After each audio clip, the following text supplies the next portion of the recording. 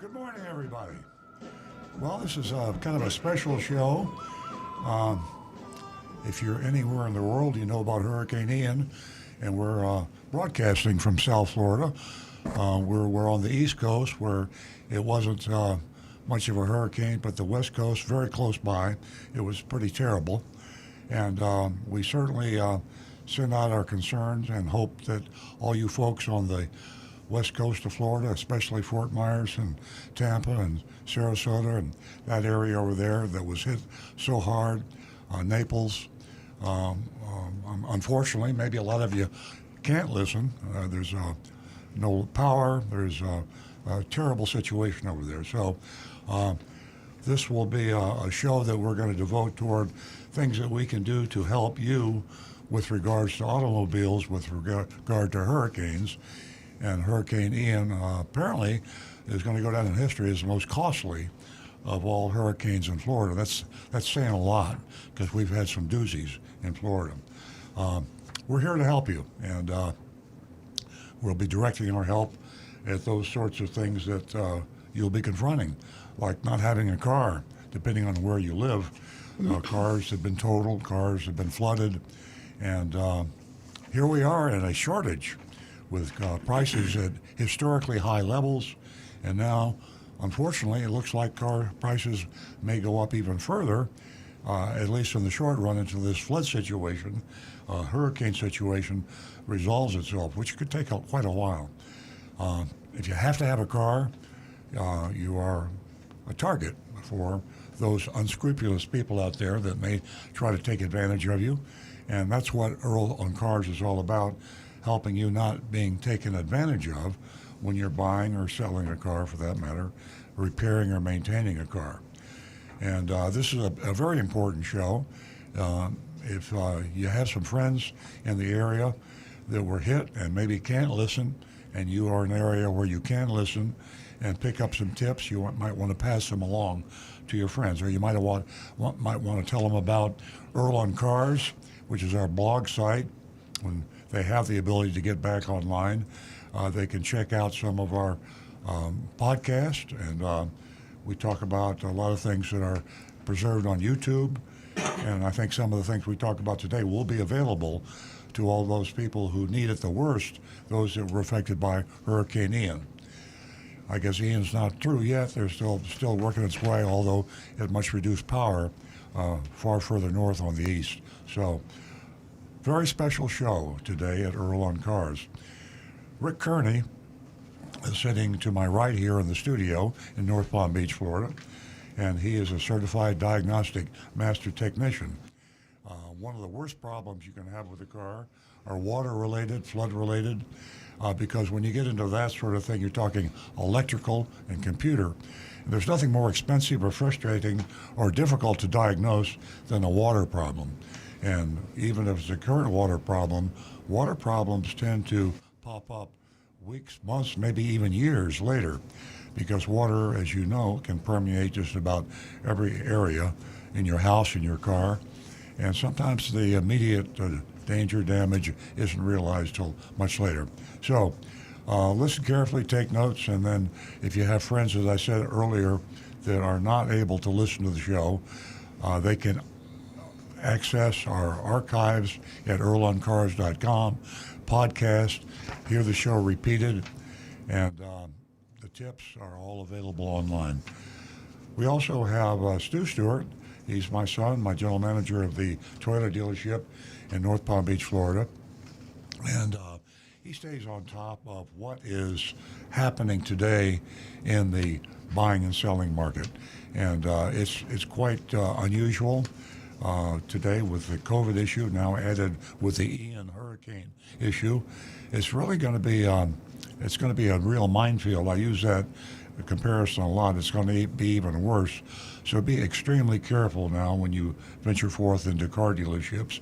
We have a mystery shopping report that Stu is in charge of. We have a mystery shopper that goes out every week. Visited a dealership in South Florida this week. Happened to be a Costco dealer. We've done several of those because we stumbled into that. Yeah, exactly. We didn't know they were. You're right. So we ask you to call the show.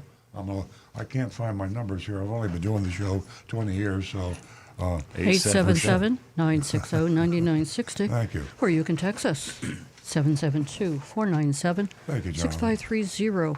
Yeah. Don't forget youranonymousfeedback.com. Now Yeah. back to the recovering car dealer. Yeah, thank you very much. Nancy's memory is a lot better than mine, but yeah, that's important. 877-960-9960. We prioritize the call-in number because we've only got 5 lines, and we expect to have a lot of calls this morning, especially for those that are able to call that were in Ian hurricane-affected areas. Also, if you try to call or don't want to call, if you don't get through, we have a text number. And Stu watches that all the time, and we keep checking back to see if a text came in, usually by the end of the show. This is a 2-hour show, so by 10 a.m. Eastern Time today, we're probably going to have gotten back to all of our texts. And that text number is 772-497-6530. That's 772-497-6530. Anonymous feedback. What's that? Well, it's a secret line. You can have your secrecy, your privacy. You go to youranonymousfeedback.com, youranonymous, youranonymousfeedback.com. And you can leave a message. We don't know who you are, where you are, and you can be very open, honest, even insulting if you choose to be. And we just want to hear from you. No matter what your motive, there's interesting information in almost every feedback we get. And we will get to all the feedbacks by the end of the show probably. If you're a female, and we treasure our female callers and our texters and our anonymous backers. Cars seem to be a guy thing for a long time. When the show started 20 years ago, this was like a guy show. And a lot of people called in. They were all males. And we started to think this isn't right because about half the people out there are females, as you well know. And we know that females buy about half the cars. And if they don't buy them, they're certainly instrumental in the decision-making process. And so Nancy Stewart, my co-host, and she founded the show with me many years ago, she has a special offer for you first-time female callers. And we would love you to call in. If you've called in before, we'd still love you to call in. The female perspective on things in general is very valuable because you're half the life on the planet. I mean, don't be timid. And we'd love to have you call because your perspective is usually at least as interesting as the men's, and it's refreshing. So we want to know what you ladies have to say. I'm going to turn the mic over to Nancy Stewart, and she will tell you about a special offer she has if you're female and you haven't called the show before. That offer is for the first 2 new lady callers. We have $50 for you, just for you to call in, say hello, or maybe share your car buying experience with us, or give us some advice. We always need advice. 877-960-9960. Or for the other listeners, you can text us at 772-497-6530. And my mic's on? Mm-hmm. Get close, a little closer to the mic. Get closer? Okay, Rick's here to guide me. These guys are great. You're an important part of the show, and we appreciate your company. So take advantage of the number 877-960-9960. And also, buyer beware. Did we really need what has affected the car industry? Wow, flood cars are out there. They're everywhere. You really, really have to check out that vehicle. Did you know that hiding flood car damage is against the law? I don't think everyone knows that. So, We'll get on with the show, 877-960-9960, or you can text us at 772-497-6530. Back to the recovering car dealer. Stu, I'm going to ask you to give us your take on what you think the folks are going to be in store for with regard to supply and demand. Here we are in the highest demand we've seen in a long time and the lowest supply comparatively. And now it hasn't really sunk in with me. This Ian hit so fast and so widespread and so unexpectedly severe. What's your take on the market? What's the market going to look like? The first thing that comes to mind is the demand that's going to come out of Southwest Florida and Central Florida, all the way across the state. I don't know how. I didn't read how bad it was in South Carolina, but there's going to be a lot of people with total losses, thousands and thousands of them. And even though used car prices have come down, I don't want to say stabilized because they're continuing to come down. I don't know how. That's a lot of people. That could be 100,000 people. I don't know how that's going to impact the shaky recovery that the used car market's is seeing. So Yeah. I think demand is going to be a part of it, and also just taking those cars, the totals off the market. So you're having a kind of a 1-2 punch on both sides of the. I mean, you think about a hurricane. What do you have to have? You have to have a phone. You have to have electricity, and you have to have transportation. And right now, as we speak, a lot of the people in Fort Myers and Naples, I suppose some in Tampa and to St. Petersburg and that whole West Coast area. Cars are gone. Yeah, they don't hear us because they don't have power. Maybe they have battery radios. I don't. It's been a while since we've been hit on the East Coast. So, but thinking back, one of the most frustrating things is not being able to communicate with your family, with your friends, and there we are now. So, those people who know people on the West Coast and that area of Florida, pass along anything we can. Rick, go.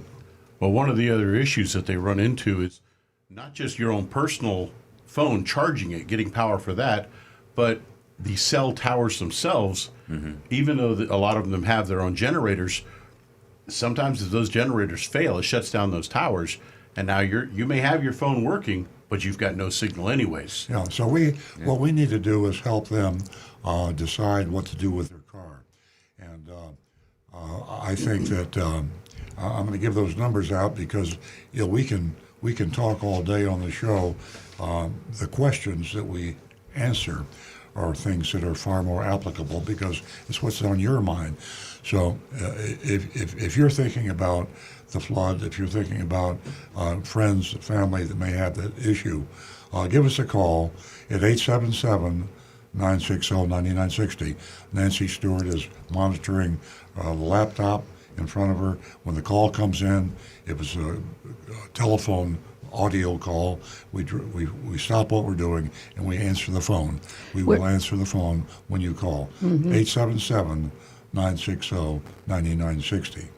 And if you don't want to call, Nancy? We do have a caller. We're going to get to John in Palm City in just a moment, but I wanted to share some information with everyone. Speaking about flood cars, did you know that Carfax estimated that there are currently about 400,000 flood cars? Yes, flood cars. With all this prior damage, they're on the road. So this is something to look out for now that we've been hit by a hurricane.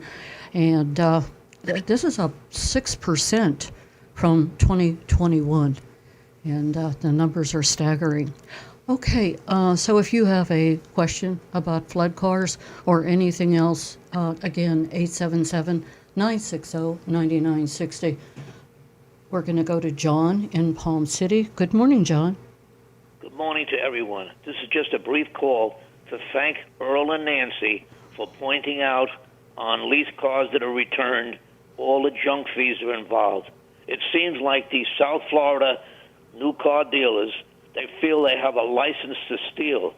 We seem to be the worst in the country of anywhere at the schemes that are going on, and this particular one that's pointed out by Earl and Nancy is disgusting. It's terrible, and people are getting ripped off constantly. against the law on their leased cars when it's turned in. And I just want to make a thank you for Earl and Nancy to make us aware of what. Well, thank you for mentioning that. I have been in communication with Jeff Weinseer. He's the investigative reporter for WPLG Channel 10. As a matter of fact, the blog that I wrote, the current blog that will be posted is posted on our website and will be out eventually in Florida Weekly and Hometown News, is really a thank you and congratulations to WPLG, that South Florida TV channel, and Jeff Weinseer, who is the investigative reporter who blew that story that you're talking about, John, out of the water and really brought it to the attention of a lot of people.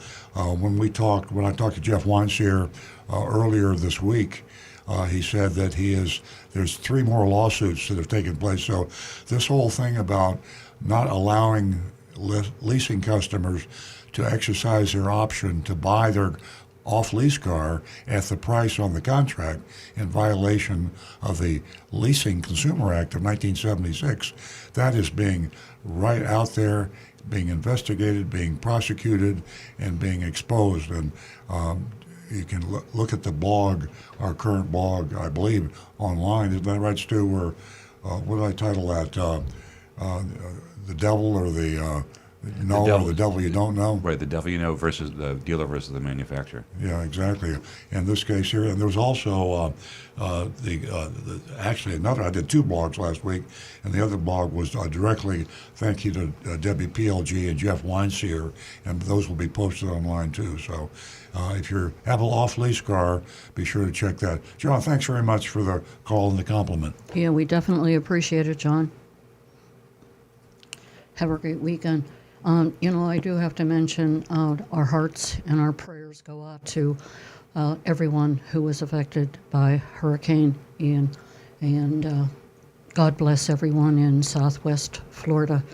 And it's going to be a long time before everybody is, made right. So the last thing that anyone needs to deal with is a flood car because it was, right there and it was for sale and it was inexpensive and they're going to jump on it. Please be careful. 877-960-9960. Yeah, I'd like to. I'd love to get some more calls. I'd love to get some more texts, I'll start the subject, which I think it's got to be on most of your minds. How do I protect myself against buying a flood car? We heard the statistics. I think hundreds and thousands of people out there are going to have their cars damaged by flood, and those cars are going to be taken off the market supposedly, but unfortunately it's easy to get them back on the market. And there are a lot of states that will allow you to sell a car without a title. You can buy cars without titles. Just for fun this morning when we were preparing for the show, I Googled how do I buy a car without a title? And if you're someone that wants to take advantage and you want to know how you can find a car without a title to sell it to somebody else, that's going on right now. And the worst thing about a flood car is that you can have a car that seems to run perfectly well and might even look good, it might even smell good, it might even drive well. But if a car's been exposed to water in certain areas, that water will manifest itself sooner or later. So if you have any questions on that, please call us at 877-960-9960. Text us at 772-497-6530. And we gave you their anonymous feedback, youranonymousfeedback.com. We have any text? Yeah. Oh, yeah. And that seems to be top of mind, but I think we have a phone call. We do. And ladies and gentlemen, if you haven't read about Carvana's problems, boy, they have some legal troubles. Earl's talking about titles. Let me tell you, you wouldn't think you would have this problem, but they're failing to transfer the titles of vehicles that they sold to the buyer. And they've lost their license in some states, Illinois being one of them. There's a whole laundry list, so you might want to look into that on the internet. 877-960-9960. We're going to go to Marty, who is a regular caller from West Palm Beach. Good morning, Marty. Morning. I've got a question for either Earl or Stu. What does, in the old days, a new car dealer would have had a couple hundred cars in their lot. If all brand new cars got flooded, what would like Toyota or one of those companies do with those cars? Well, I have a real world example to use. We had a friend of ours who's a dealer in the Houston area when Hurricane Maria hit, and that was the last time we were talking about flood cars being on the market, because that event flooded the Houston area, and then the market was flooded with flood cars. It was an insurance claim, and back then Toyota assisted with some supplemental allocations. That can't happen now because there's just not the supply. They're not producing enough cars. So all the Fords, Toyota, every dealership over the southwest coast that got clobbered, hopefully they did some preventative measures, got the cars to higher ground and parking garages and protected them, things like that. And I'm sure they did the best they could, but some lots, they just got probably clobbered and flooded, and they're going to file insurance claims and hopefully be made whole on if they had cash. If there's any good news about the inventory shortages, in fact, there'd be fewer cars on the ground that were affected by the flood. Yeah. And but there'll still be a lot of used cars that were affected by the flood. And these cars are going to come on the market real fast. The problem is there's such a high demand, low supply, and the prices are already so high that now if you buy a car and you don't do your homework and you don't check it out, you're not only going to be buying a bad car, a flood car, but you're going to be paying far too much money for it. So, Yeah, but my question is, if there is a Toyota that got flooded brand new, even though you're going to be made whole, say, by the insurance company, what do they do with that physical car? they get sold. Destroy it? They get sold. Yeah, no, they should be, but there is a whole underground network in this country of people that like to take advantage of you. And if you want to have some fun, just go to Google and Google flood cars. They have people, these disreputable characters I'm talking about, online advertising. They have flood cars for sale. Right, and dealers can also, what the dealer we knew, they did as much cleanup as they could. They determined the ones that were minor, and they sold them at auction, and they're declared at auction as having flood cars. And see, right now, Manheim owns how many auctions in the United States? Like all of them. All of them. Yeah. Okay, so most used cars, but a huge amount of used cars go through Manheim auctions. And they have very careful protocols, and we'll address this, later in the show because everybody's asking about flood cars. But they check them out. It's a serious business, but that doesn't account for the other huge part of the market, which is private sellers and which dwarfs dealers in terms of money. Marty, every state, all 50 states, have slightly different laws on titling and selling cars and flood cars. One of the loosest states is Texas. New Jersey is a very loose state. Florida happens to be a good state, but all the disreputable characters out there that are in the flood car business, they know which states. They have states that they can buy a car, take it to that state, wash the title, so they have a clean title, and you never know that was a flood car. So it's a science and an art how to take advantage of people during situations like this. The only safe thing you can do, to be absolutely sure, is don't rely on the title, but check to see which state that the car was titled in originally and most recently, and also take the car to a qualified technician. A good technician, they could put the car up on a lift and look at it carefully, and they could tell you if the car has been in a flood. That's the only absolutely sure way that you're going to get a car and not get taken advantage of. But now a brand new car that's never been titled, like in a new car dealership, it's never been titled. If the dealer sells that and it's really a flood car, aren't they really liable? I mean, that's like. Yeah, the dealer wouldn't sell it. The dealer would wholesale it to somebody else, Oh, and it okay. wouldn't come across as a new car. And would be sold at the auction, declared as such. Yeah. Okay, and so it would branded. not be. It would not, even though it never was titled, it would still be a flood car. Well, they could title it. I mean, the bad guys, the disreputable characters out there, they're experts. So they'll take that car that was on a dealer's lot that was flooded, and that the dealer will sell it for something. Right, he purchased it from the new car inventory and buys the car, and then he sells it at the auction, and it will be declared and then branded forever such as a flood Yeah. car.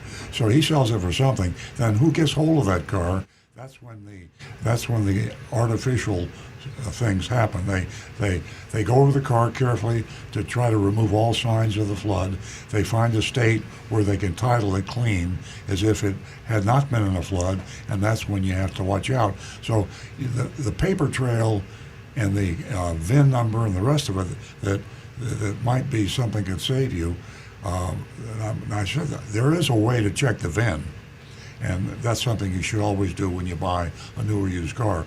There is a way to track a VIN to see if it was, in fact, declared a flood car. So you just have to be very careful. And the ultimate test is having a technician like Rick Kearney sitting beside me here.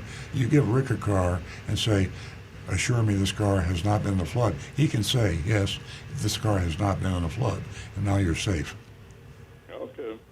All right. Very. Thanks, Marty. Unfortunately, very interesting information. Yes. Yes. Thanks so much, Marty. Okay, let's get back to some more text. 877-960-9960, or you can text us at 772-497-6530. You know, if you haven't purchased Earl's Confessions of a Recovering Car Dealer, you know something? It'd be a great time right now. Do you know why?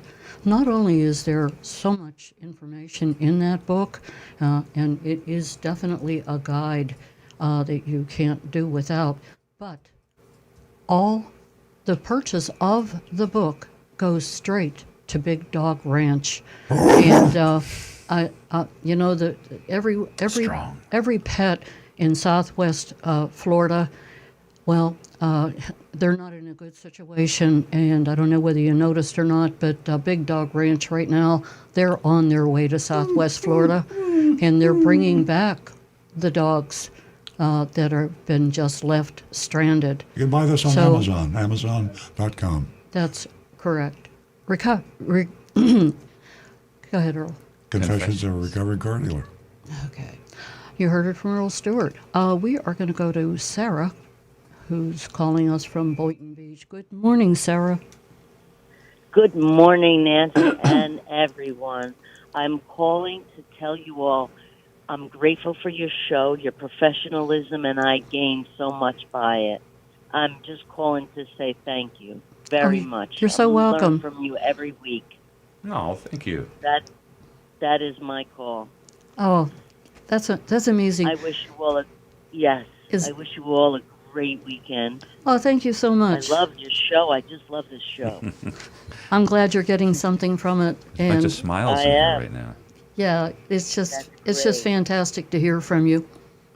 Thank you, my dear. Have a wonderful weekend. Everybody have a great day. Thank Yes, you. Thank you. Okay, we're going to go to Stu while we can, and I get caught up on That's some okay. texts. I like busy phones. Lets me to work on stuff while I'm just kidding. Anne-Marie texted us, and like I said, flood cars are top of mind of everyone with Hurricane Ian. Anne-Marie says, good morning. I hope everyone is safe and sound. We just had Category 4 Hurricane Ian clobber Florida with significant storm surge, and dumped heavy rains across Florida before plowing to South Carolina, bringing more storm surge and heavy rains there in adjoining states. Bottom line, a lot of people lost their cars and will need a replacement car in a time when the supply of cars is limited. I fear the worst of human nature will rear its ugly head, and a lot of flooded cars that should be junked will be sold to unsuspecting people desperate for transportation. What should people be on the lookout for so they can avoid buying a flood car? And that's from Anne-Marie. Well, Rick, pretend like you were instructing an apprentice technician, and you were going to show him what he should look for when a customer came in and said, "Can you assure me this car has not been in a flood?" Well, what should people be sure that they look for or have their technician look for? First thing is start in the trunk, pull the spare tire out, and look at all the wheel well. They have side wells usually. Look for any signs of moisture, any signs of rust, mold, mildew, anything like that. Even algae. Any signs of excessive dirt that might show signs that water had been in there, rust or corrosion. And also look to see, is anything too clean? Does it look like it's been super polished and scrubbed up recently? Go underneath the seats, look for any signs of rust or corrosion on any electrical connectors, the bolts on the seat tracks and rails, and try to reach under the carpet to feel if there's any sort of dampness. And again, the other thing you're also looking for is the car too clean? If it's a 2-year-old car and you see some dust and dirt and debris in the seat tracks and down in those tight crevices that you really can never get to, that's a normal thing. But if all of a sudden that carpet is just spotless clean, It might have had a and bath. everything in there is super, super clean, that's a red flag then, because that's not a normal, cleanup for the used car lot.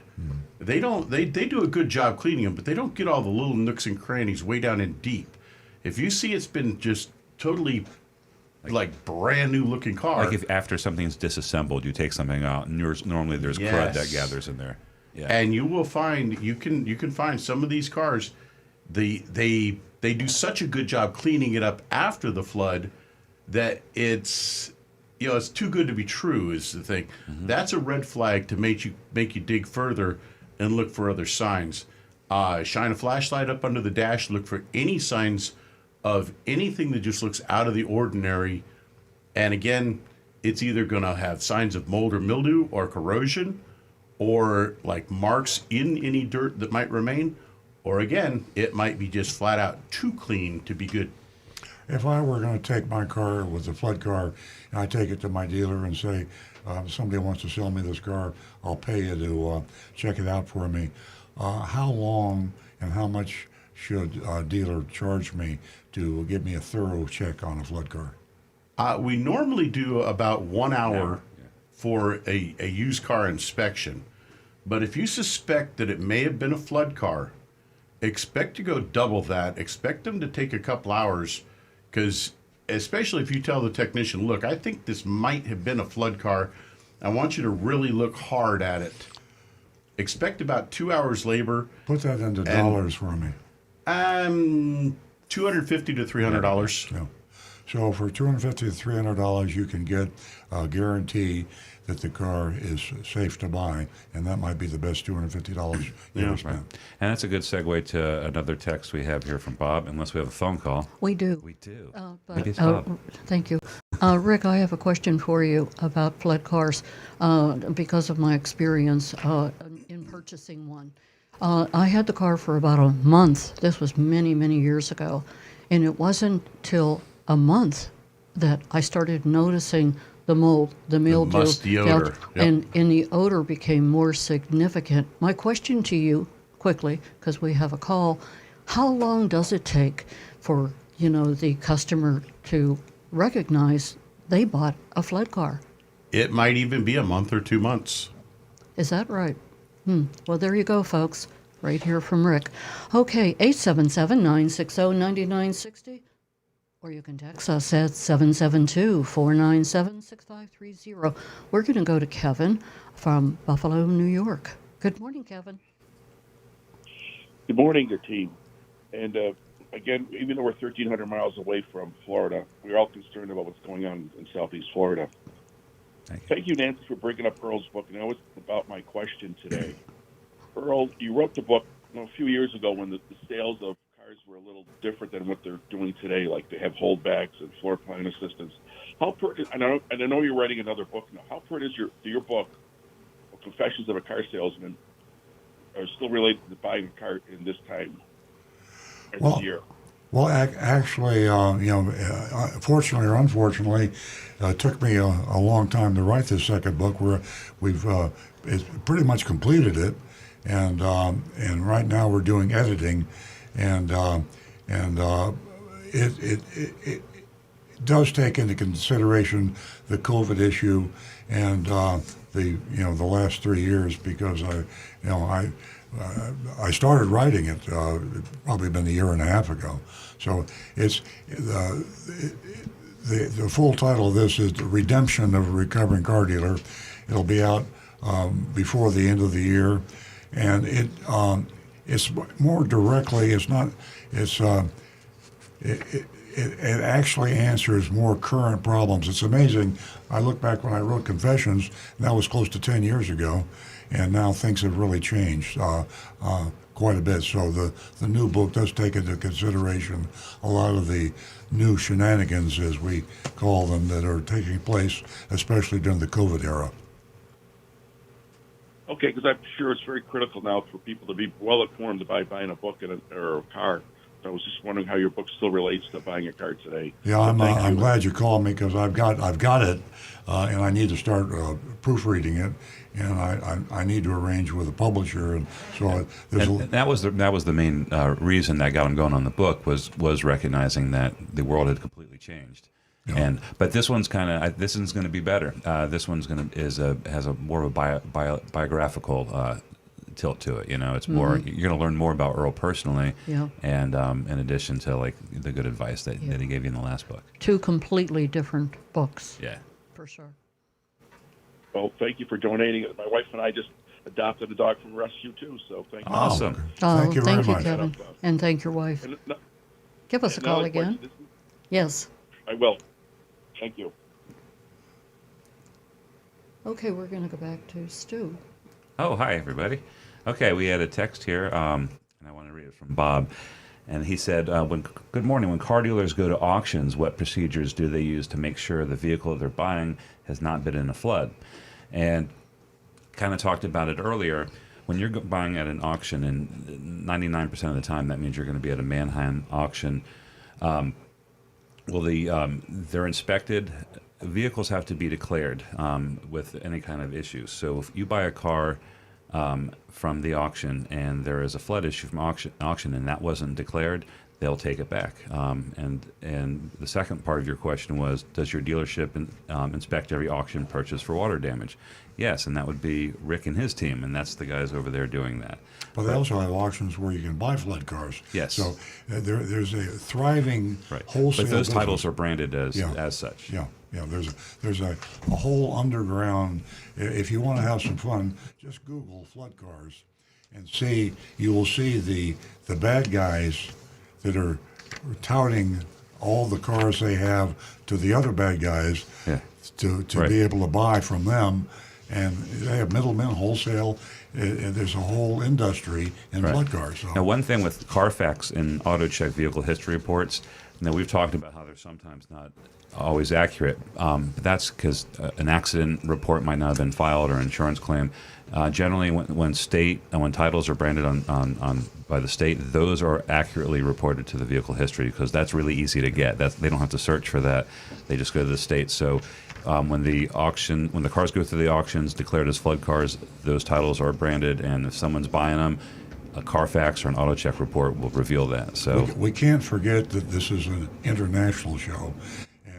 One of the favorite outlets for bad cars are exports. Overseas, yeah. And, you can export a car to South America, ends up in Colombia or Venezuela. Caribbean islands. Or Costa Rica, you can, Haiti. There's a thriving market, especially in South Florida. A lot of the importers meet the exporters at auction.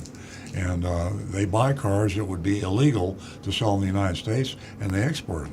Or you can do it the other way around. The problem with the whole situation, protecting consumer, is every country is different. Some countries have no laws. Some states have, of the 50 states in the United States, they have different laws, and there's no consistency. So the car buyer, as long as we're talking a global economy, is really at risk tremendously when you buy a car. So you really have to depend on yourself and your own technician and your own diligence. You can't depend on the state or the country when you're buying a car. There's no federal or state laws to really protect you. All right. All right, we have another text from Bob, and this is extraordinary, and this is going to sound like a little bit of a commercial, but it's relevant, and I got to read it. This is Bob, and he's from Naples. He just got through the storm. He lost 2 cars in the hurricane this week, and wanted to thank us, especially Stephen at the dealership and Josh, my brother and your son, to help me buy 2 replacements and order a third. It's so easy to purchase remotely in this time of stress. Thousands of cars and homes were lost, and untold lives too. While the insurance adjuster has yet to total my cars, I wanted to beat the rush. Listening to your show and seeing you folks on the podcast gave me the confidence to purchase sight unseen, and I look forward to picking the cars up and meeting you. Thanks again, Bob. So that's something else to think about for the folks when they over in the affected areas. If they, it's going to be a long time in your immediate area to find a place that's even operational or cars that are fit for sale. So going online and looking outside your area, which has kind of been a trend lately anyway, especially with used cars, people are extending their purchase radius out many miles beyond and traveling farther than they used to. So going online and checking maybe even out of state. Actually, I've got a comment on YouTube that fits right in with this. Kyle in Pennsylvania is asking, what are the current wait times on new Corolla Cross and RAV4 hybrids? Oh, boy. Okay, so the wait times for all new cars is pretty long. So I would say for the regular versions of those vehicles, the non-hybrid versions, 3 to 6 months. On the hybrid versions on most vehicles, and this is just because they're produced at a smaller percentage of the overall production, they are taking much longer, a year at least. That's at the dealers that are doing orders. Some dealerships don't do orders, and they bring their cars in the lot, and they're sold for ungodly sums of money. Mm-hmm. So, so I don't know if you got all that. We were talking about the Bob in Naples that lost both cars and was able to replace them by purchasing online. Yeah, it's you're not going to get a bargain today, folks. And if someone approaches you with a bargain on a used car or a new car, there's no free lunch, and it could well be a flood car. If I were going to try to take advantage of somebody and I had a flood car, I'd probably ask too much money so they wouldn't be suspicious. But if someone is sloppy enough to say, I got a real bargain for you on this used car, be sure you get it checked out. And we talked to Rick Kearney on this show just a few minutes ago. It might cost you $250. Get a good technician to go over that car with a fine tooth comb and get a seal of approval. This car is water-free, has not been in a flood. Don't buy anything today, especially right now in Florida. But even after the smoke settles, these cars that are flooded in Florida, they're going to end up everywhere. I mean, the sellers of these cars are very smart, and they know they can find a market for it in Iowa a lot easier than they can in South Florida. So they're trucking these cars as we speak, and they're buying them as we speak. And they are out there actively buying flood cars. And they're not buying them for any other reason than to sell them to you. So spend the $250 or $200 with a mechanic you can trust and get the seal of approval, and be sure you have a clean title. Unfortunately, too many people now absolutely have to have a car in a hurry, and that's when mistakes get made, when you need to buy something in a hurry. Okay. We have some anonymous feedback, and I'll kind of summarize this because it's long. But it was last week we had a discussion. They asked about ToyoGuard on all being put on all the Toyotas in the Southeast. And this person is from Alabama, and we discussed that last week. And no, ToyoGuard is not required to be on the car, but most dealers in the Southeast are putting this package on that's put on by the distributor. Yeah, Toyota dealers. From just Toyota dealers. It's just a high markup, high profit margin accessory, quote unquote, that they put on the cars. This anonymous texter says they found there was one dealership in Alabama that doesn't do ToyoGuard, but unfortunately they add about another $1,900 in other port options on the car. And that's the same thing. So the question is, are there any accessories or options that Toyota requires its dealers to put on the car? And the answer is no. There's absolutely nothing. You can get a car from Toyota with nothing on it. And so, when you say Toyota, you're talking Toyota Manufacturing, the parent company. Yes. The parent company, Toyota Motors North America, and in the Southeast, our distributor. But our distributor does not require you to put any accessories on the car. They encourage it, and they pay good money for you to do it. They entice you with all sorts of incentives to do it. And they talk to you about it regularly, and if you're not selling it, they always want to come back and see if you reconsider and sell it. So there is not pressure, but there is definitely an interest from the distributor. They make it so financially lucrative to the dealer, and they not only reward the dealer, they reward the salesman, the sales manager, and, as I say, the dealer himself. So there's multiple incentives. Now, when you take those multiple incentives, paying the salesman, it's hard to say paying no. the sales manager, and the dealer, like the general manager, everybody's getting greased, if you know what I'm saying. So all that grease is what you're paying extra for. So when you buy ToyoGuard from a Toyota dealer, you're paying $700, and the dealer is actually out of pocket about $250. So that's almost a 300% markup, and that 300% comes from all the extra grease because they're paying everybody. If a Toyota dealer has a certain percentage of cars ordered from Southeast Toyota with ToyoGuard on them, then they get a kickback. I have exciting news for you. In all your years, have you ever seen a ToyoGuard claim? No. I have. You did? For my first one. Oh. I was contacted from a customer who asked, what is the procedure to make the claim? Was it honored? I'll find out. They said, no, if there was a stain that wouldn't come out, I gave her the 800 number to call, and they just have to get it repaired at the dealer, or and then submit the reimbursement, and Toyota will pay it. So I'll find out. She'll let me know. Our service manager has never seen one. Well, I have. Yes. I'm the only one. That's I don't know if that's true. I mean, that's my first one that I've seen that I've been involved with. So That's shocking. Yeah. All those years. Ladies and gentlemen, 877-960-9960. Don't forget, ladies, first two new lady callers, you can win yourself $50 this morning. Give us a call to say hello, like Sarah did, or share your experience in whether you went to the internet to purchase your vehicle or anything else, or if you went to the dealership. Again, 877-960-9960, and you can text us at 772-497-6530. And don't forget your anonymous feedback. Okay, we're going to go to Rick. I got a couple of them here, actually. First one is from Guy Larrabee. He says, good morning. We were lucky not to get hit hard by Ian. CEO Akio Toyota, in recent statements, is pushing hybrids and is still resisting the EV transition. Yeah. This can be disastrous for Toyota. What's your opinion? I obviously I'm disappointed. I really. We wanted to participate in this. Yeah. We think that I'm not worried as a Toyota dealer because Toyota is very strong and they're very smart, and they'll be there with electric vehicles because they have the net worth and staying power. They'll be around for a long time. They're like one of the most powerful, profitable automotive companies in the world. But I'm disappointed that they missed the electric vehicle bus.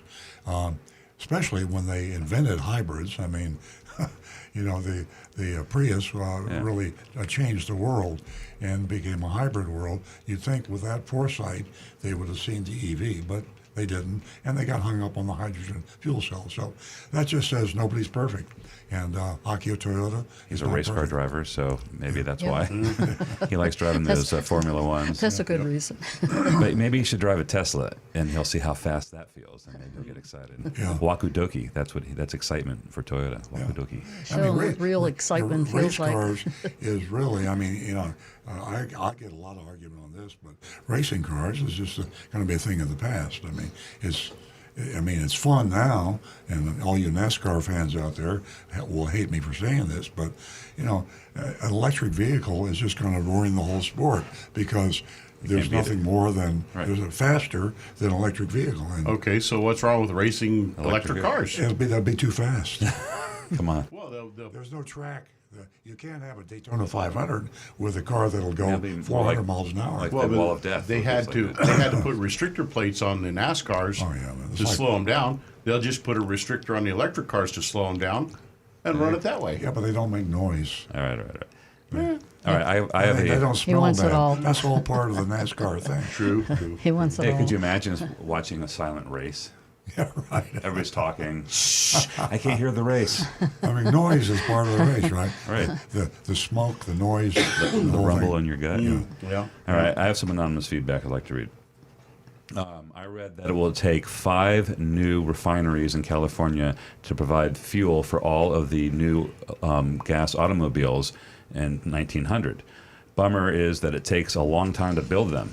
I saw a picture from a Standard Oil gas station in Southern California. The 12 pumps were occupied, and the line waiting for a pump was about 30 Model S's. Oh, I'm sorry, I read that wrong. He actually read that it will take 5 new nuclear reactors in California to provide electricity for all the electric cars in 2030. Bummer is it takes a long time to build them. Saw a picture from a Tesla charging station in Southern California. The 12 chargers were occupied, and the line waiting for a charger was about 30 Tesla cars.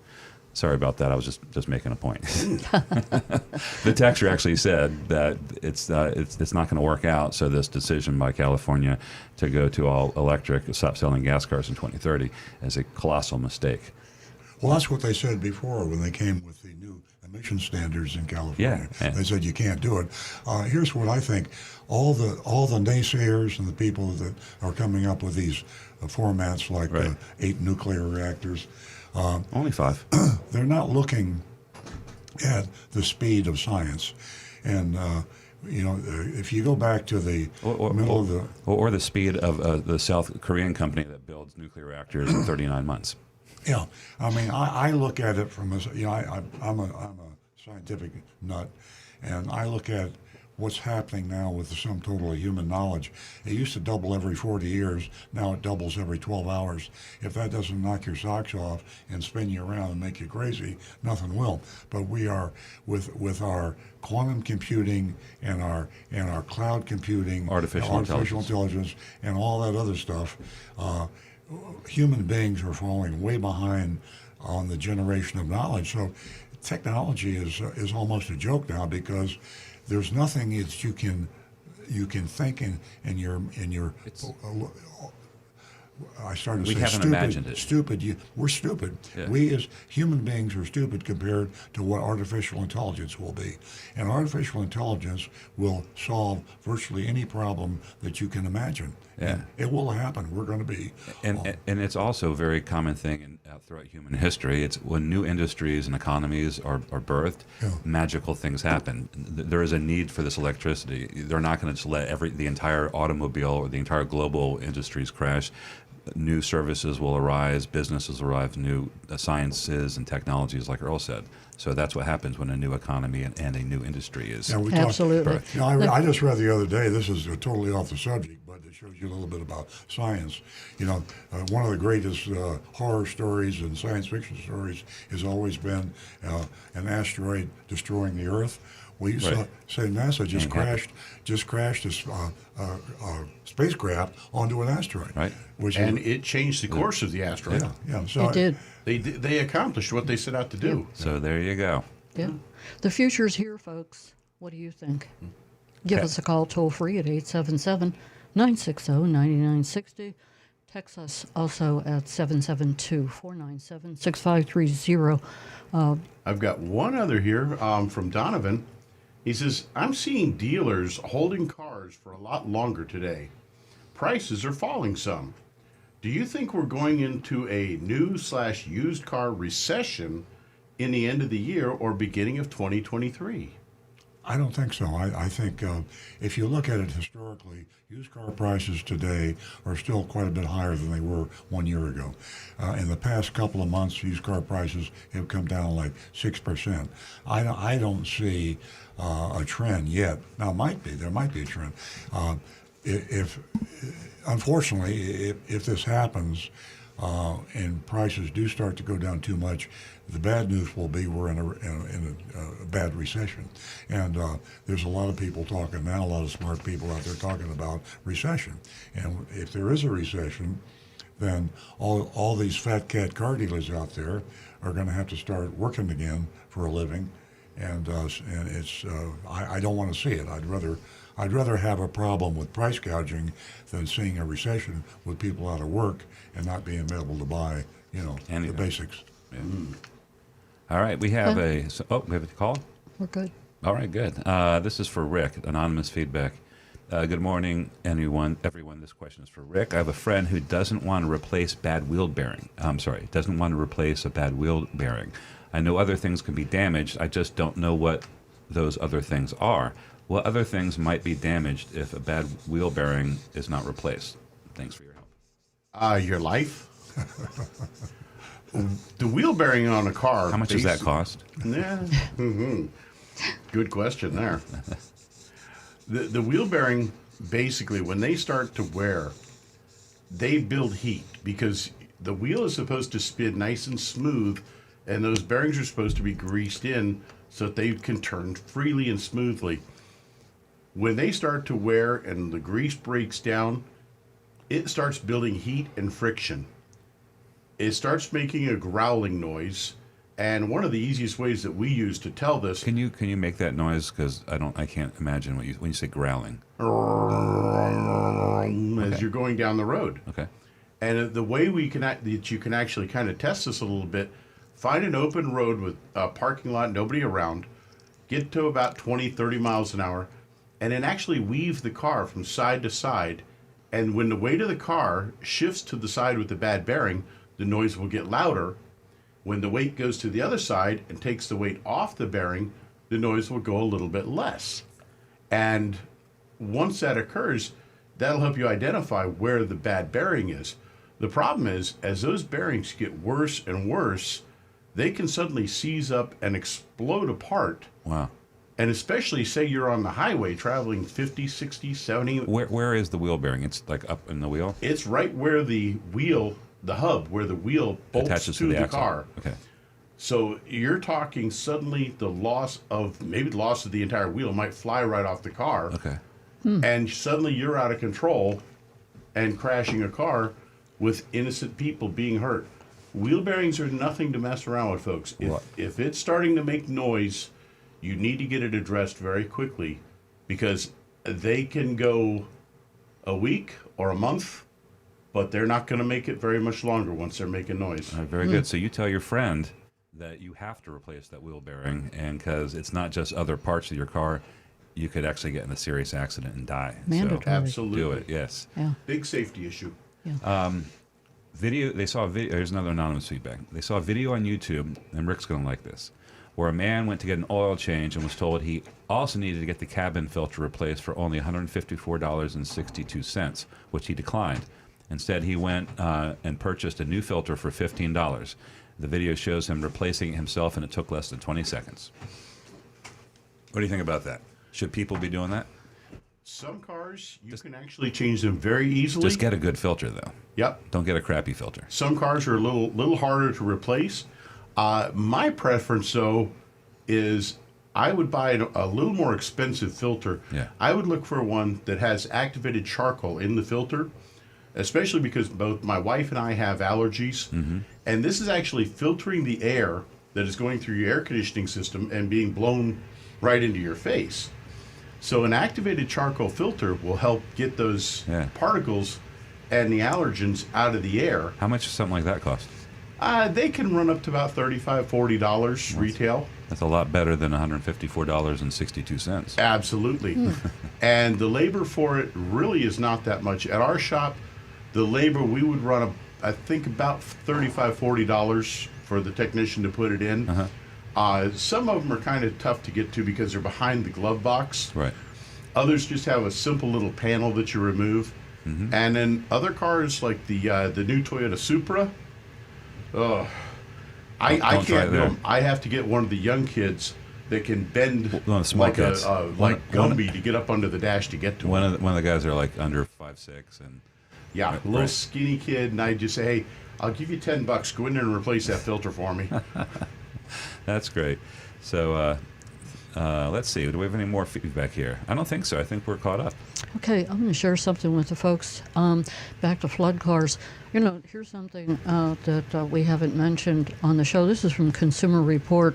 And did you know that some flood waters, they contain raw and untreated sewage and other contaminants that may pose very serious health hazards if they're, you know, this is from the Center for Disease Control, and you can get more information about that, but it's best to leave this up to a professional cleaning, or if you're going into service at the dealership, you know, they would have the, protective equipment and such to take care of this problem. Rick, what do you think? Have you had the flood cars? I'm sure in your, you know, years, you've seen them, you've touched them, you've worked on them. As a matter of fact, I just spent Thursday and Friday resealing the glass panoramic roof on an older Venza that just through the years the seals had broken down and it started leaking water inside. And as a matter of fact, those wells that I spoke about in the back corners of the car, they were probably about 8 to 10 inches deep with water. The padding underneath the carpet was just soaked right in. And when I first brought the car in the bay, the odor, the smell, the mustiness coming from it was horrible. We were able to leave the car in the shop. I drained all the water everywhere I could, kept the doors and windows open for the whole time that it was in the shop, just to let it air out. And one of the things, this customer, unfortunately, they wanted to reseal the roof, but they said they would take care of the rest of the cleanup themselves. My first recommendation is get a couple buckets of damp rid from Target, anywhere, Walmart, Home Depot, Amazon. Park your car outside of the garage, have it out in the sun, windows up, put the damp rid inside. Florida sun will turn that car into an oven, evaporate the water inside. The damp rid will soak up all the moisture from the air, and of course mold and mildew then, without that water, will dry up, and hopefully it will reduce the odors and reduce any health issues that might come up from it. Great information. It's not going to go away, but it will reduce it dramatically. Yeah, So you're absolutely. using damp rid at the shop? We don't actually at the shop unless the customer requests it. Yeah. Our normal thing would be to remove the carpet, remove the padding from underneath, thoroughly scrub everything we can on the floorboards of the car, and then put new padding, clean the carpet, and put it all back together. What kind of a chemical are you using on the floorboard? Just basic cleaners, ammonia and water. We also have ServPro will come in and do mold remediation. That's a great company. Where they will use their cleanup systems to just basically kill all the mold in the car. And I mean, there's ways to it. That, of course, can get rather expensive. So, you know, if you're really tight on a budget, go with the damp rid and let that Florida sun do its work. Yeah, you can't go wrong with the damp rid. We're going to go back to the phones, and we're going to talk to Frank from Jupiter Farms. Good morning, Frank. Well, good morning to you all. I'm almost perplexed in one way. someone not wanting to put wheel bearings in. I mean, for such a minimal price. I mean, it was interesting. The technique of turning the cars side to side on the road. I have never really knew that before, so that was cool. And on another note, the other day on the news, I was really proud to see the big rescue ranch truck getting ready to go across the state. And how large it is, really put in, and so immediately I said, you know, that's the Earl Stewart's go-to people, and it was nice to see them on TV. Yeah, they. I mean, they're like part of like emergency response all over the country. I mean, every time there's a disastrous, I mean, who's thinking about the dogs? And it's them, and they're out. They get there on the road, and we're going to have, you know, in the coming weeks and months, you know, we feature them. We try and help out get these dogs adopted. So we do some sponsored dogs. And we try and promote individual ones, get some attention, see if we can get them adopted fast. So we're going to get a whole bunch of South Florida dogs, and that's just really sad because not only, you know, do we support them, we're all dog lovers ourselves, and it's just heartbreaking when you think about, you know. Frank, did you see the clip that Channel 5 ran on Big Dog Ranch last night? No, I missed it. No, it did. You can probably pull that up. Go to the website Channel 5. But it was just amazing what Lori Simmons is doing, and they interviewed her, and they showed this huge bus that they were taking to Southwest Florida, and they were showing all the floodwaters and the dogs that are stranded, and you know they plan on coming back with more than a busload. Yeah. Oh, yeah, no, I'll definitely go on there. I've been very impressed with them over the years, and of course, I'm very proud to know that you guys do so much work for them. It's a very good thing. And one last thing, a few weeks ago, I was in your dealership getting my car aligned. It was really cool. It was just one of the guys that had a Mercedes. Hey Frank, you're breaking up. Okay, no, I'm sorry. Can you hear me better now? Yeah, a little. I'll be quick. I had a chance to go into the back and see your workshop. What a nice work area. It's nothing like I had when I was working at Shell in the 60s, you know, doing tune-ups. Oh, thank you. And, Rick keeps that place clean. Oh, yeah. Anyway. All right, thanks for calling, Bob. I'm glad you got through everything good. Take care, Bob. All right, talk to you next Thank you, week. Frank. Frank's a regular caller, and he was pointing out that meticulous floor.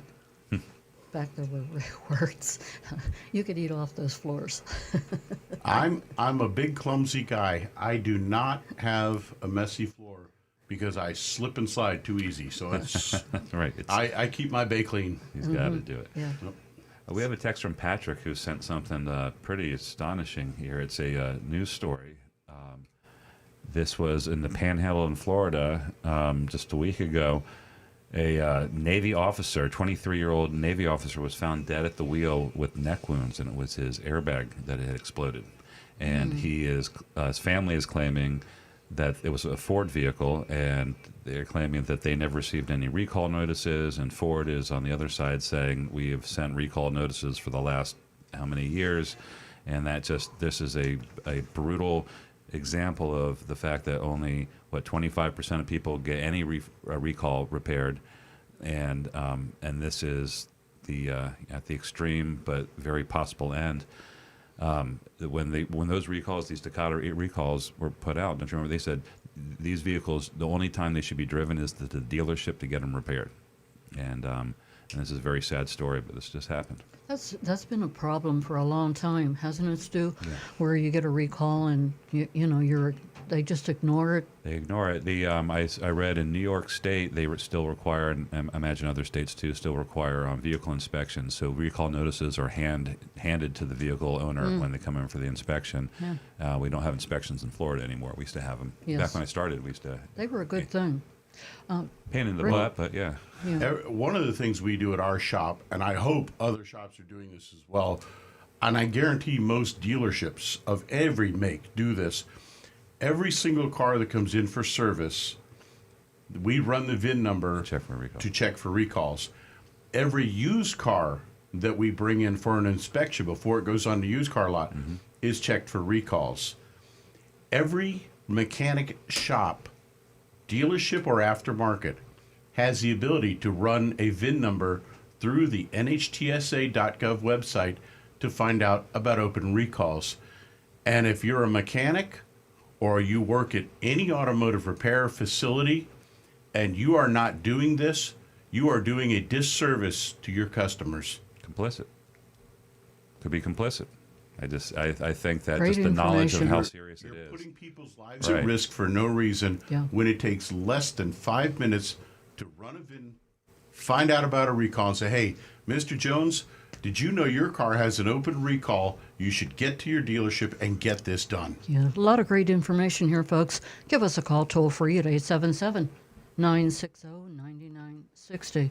Are we going to go to Yeah, Stu? I just went over because I realized I had been neglecting our Facebook stream, and I went over to look at it. So John Neal is over in Port Charlotte, and that was that's dead center. He has Wi-Fi in his GM car, and has really saved us. So they can make phone calls and use the internet. So there is the one thing you didn't think of when we were wonderful. talking about Wi-Fi. How we thought it was a stupid thing to have in a car because everybody's got phones, but that's pretty good. So he's got the Wi-Fi in his GM car, but he reports that things are not good over here in his area in Port Charlotte. Yeah. So we wish you the best, John. And I'm going to mention again, folks, the book, if you put off purchasing Confessions of a Recovering Car Dealer, definitely take advantage of that. All proceeds go to Big Dog Ranch. All proceeds go to Big Dog Ranch. Confessions of a Recovering Car Dealer. Amazon. It is something that doesn't become outdated, so to speak. There is just so much information, and it's something you would probably carry with you. It just gives you every bit of information. It's a how-to-do book. It that isn't. It's not a. Yeah, the new book is more of an autobiography, but this here is a how-to-do-it book, and it summarizes pretty much what we talk about on the show all the time, and it's available on Amazon.com, and you buy it for about $20, and 100% of the proceeds that we receive for the book go to Big Dog Ranch Rescue. Yeah, and if you That's the if worst you dog you ever did. if you saw the That was clip that last was a night, coyote. folks, you'll realize the impact. And Lori's doing a great job, and they're headed to Southwest Florida. And boy, I'll tell you, there's some real stories. So purchase that book. Go to Amazon, and you can be part of the solution. Thank you. 877-960-9960, or you can text us at 772-497-6530. And don't forget, we will have the Mystery Shopping Report coming up soon, and that mystery shop was from Coral Springs Nissan. Now back to Stu. Got some anonymous feedback coming in. Hello, this question is most likely for Earl or Stu. Will car prices for new and used cars stay this high even after the inventory shortage is over? It appears people have become used to the high prices. I heard it said the prices will not go back down even when the inventory shortage is fixed. Thank you. Well, we definitely have opinions on that. I think it's going to take longer, but it's hard to fight the natural forces, the invisible hand of the market, and eventually production will increase, and eventually the natural greed of actors in this economy are going to discount to get more business and get more market share, and it's going to become normal. But we don't know how long it's going to take. I think the manufacturers, if the dealers don't learn anything from this, the manufacturers will. And I think that the manufacturers are realizing that the cutthroat war for market share, and my term as a car dealer over the years has always been they shove cars down the dealers' throats. And they build as many cars as they possibly can. They like to run those plants 24/7. The more you can run a plant to crank out cars, the cheaper you can build the cars, less expensive per car. The only problem is you got to get rid of those cars. General Motors, Ford, Honda, Toyota, they can build them real fast, but how do they get rid of them? Well, they get rid of them through their dealer network. And they tell the dealers, here's 400 cars that we're going to send you this month, and the dealer says, I don't want 400 cars, and then there's coercion and there's all sorts of things that go on, and dealers end up with too many cars. and this has been going on for decades. And so if a dealer has 500 cars in his inventory, and he really should only have 100, he has to sell them because in normal times, especially when you don't have low interest rates, it's extremely costly to hold that inventory. You have maintenance, insurance, interest on the cost of ownership. So what do? You sell the cars cheap. Now that's good for the car buyer. It's funny because these modern car manufacturers understand the problem of not having unused inventory on hand, so they use this just in time. We don't get to use that. Yeah, we are now.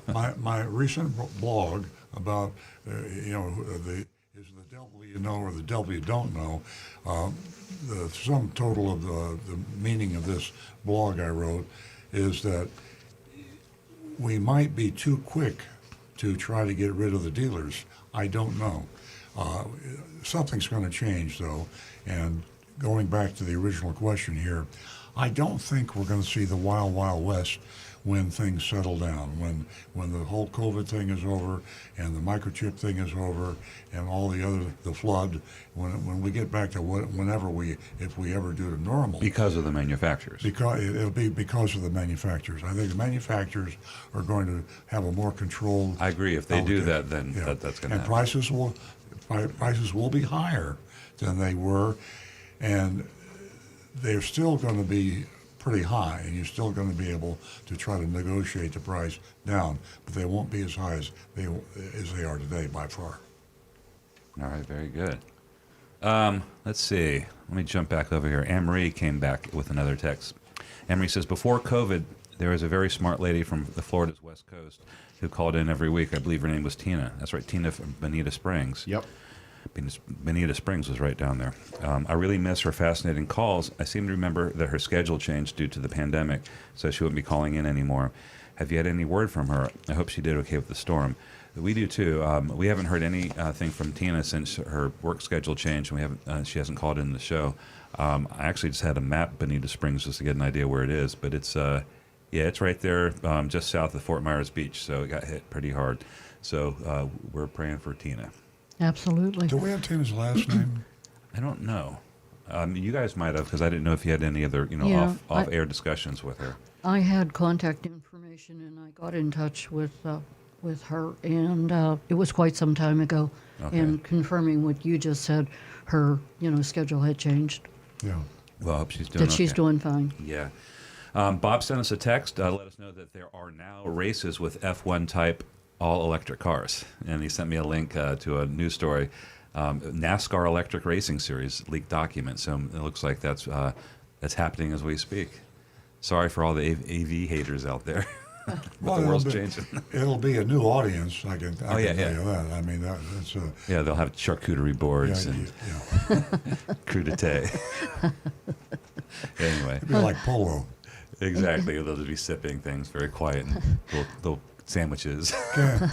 Well, that would be a great cartoon comedy or something, to have a bunch of people sitting in the stands just sipping tea in total quiet. And you hear us, yeah. Ladies, don't forget, you still have time to give us a call and win your $50 for the first two new lady callers, 877-960-9960. And for everyone else, give us a call if you know anyone over there on the other coast, and what kind of an impact on their lives that they shared with you. Give us a call and let's talk about it. It's definitely worth talking about. God bless all of them. Okay, back to Rick.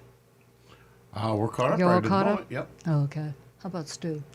we have no more text and no more anonymous feedback. Okay. Ooh, we better give that number out a lot. Yeah, definitely. 877-960-9960. And you can text us at 772-497-6530. Earl, do you have something that you and I went over on the automotive news? I have I'm starting to get irritated because we have our Attorney General running for re-election, and it's just, we talk a lot about the fact that the Attorney General for the state of Florida. What's her name? Ashley Moody. How many times did we see a commercial last night? And I kept saying, and she's running for November's re-election. here. And she's in the tank for the car dealers. And I even looked up her opponent, and I've never heard of her opponent. Her Democratic opponent's name is Aramis Ayala, and nobody's ever heard of her. She has practically no financing, and so it's just a foregone conclusion that she's not going to be able to defeat Ashley Moody. Ashley Moody has a huge war chest, and it's part of the system. It's silly for me to worry about it and get myself upset about it, because that's the way our politics is in the United States. We're the greatest country on earth. And, nobody wants to live anywhere except the United States. And certainly, that's evidenced by people that are trying to come here all the time. We say too many people are trying to come here. Well, you can't blame them. How'd you like to be born in Nigeria or Haiti or I could name 1,000 other places that you wouldn't want to be from. And so they come here. So we're a great country. The problem is we're a capitalist country, and our politicians run based on donations and contributions, and the people that make the contributions get what they want. And the car dealers and the car dealer associations elect Ashley Moody. Ashley Moody will not enforce the laws to protect the consumer, and there we are. I think the problem is term limitations, plain and simple.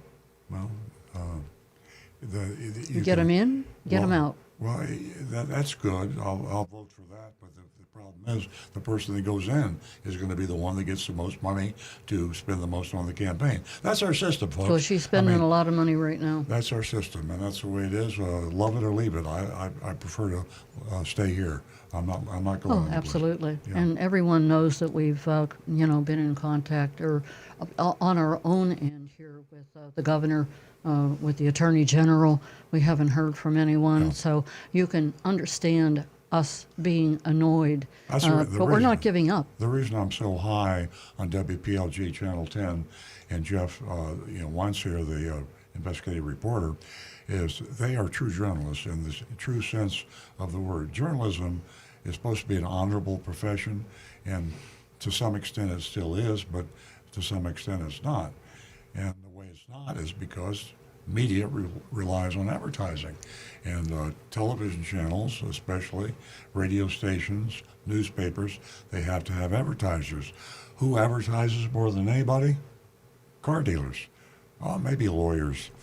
When you turn on TV, when you listen to the radio, when you look at the newspaper, what do you see? Either a lawyer ad or a TV ad, right? So if you're a TV station and you're getting a huge revenue from the car dealers, you're not going to attack the car dealers. And when you do, it takes a lot of guts. The WPLG and Jeff Weinseer have a lot of guts.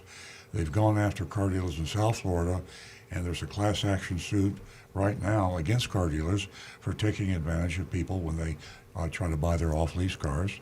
And there's lawsuits cropping up. They're really stirring it up. So if you're in South Florida and you get Channel 10, watch Channel 10 and listen for Jeff Weinseer on his investigations. And if we do enough of that, if the media had the courage to stand up to these car dealers and advise the voters, see, the car buyers are also the voters. If all the voters got stirred up, then the politicians could run on the basis that I'm going to take care of you and see that the car dealers behave themselves and obey the laws. And that would be a platform you could run on and get elected. And you wouldn't have Ashley Moody as Attorney General of Florida. You'd have someone that cared about you, the consumer. So that's my wish. Cared about you and the consumer. Yeah. What a fabulous job Jeff did. It is just amazing. Go back and watch this video. You can go to Earl on Cars. You just want to watch it over and over again. It is, wow, that's all I can say. Ladies and gentlemen, we still have time left here, 877-960-9960. And we're going to go back to the phones, and we are going to talk to John in West Palm Beach. Good morning, John. Hey, good morning. Welcome. It's just good. You can hear me okay? Absolutely.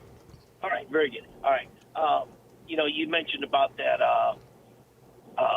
NASCAR EV, electric car racing. Yeah. That's, a possible future. And the only way I see that happening is the cars equipped with high-capacity batteries for the long miles, and that, or some type of pit stop where the car slides in or comes into the pit stop, and all of a sudden the batteries get replaced by driving in and pushing the old battery out to continue racing, because they won't be able to sit there and charge for the half hour unless they have some type of high capacity charging system. But to slide the battery in and out, and then also the cars are going to change because of their low center of gravity. It's not going to look like the cars we have now. Because, like I said, they'll have a low center of gravity. They'll be able to change the shape of those cars, almost like the little slot cars that I used to race when I was little. Yeah. And that, because and then if you keep going with it, because of autonomous cars, you'll end up having, you won't even need drivers and that, because of the computer. Right. They'll never crash. Wow, wouldn't that be something? That's cool. Anyway, just my thought on something in the near future, what racing is going to come down to. Yeah, the future's here. It's going to like, happen. Like Robot Wars. Like, what's that thing they have on right where the competition between the robots that destroy each other will be BattleBots. BattleBots, yeah. That's pretty cool.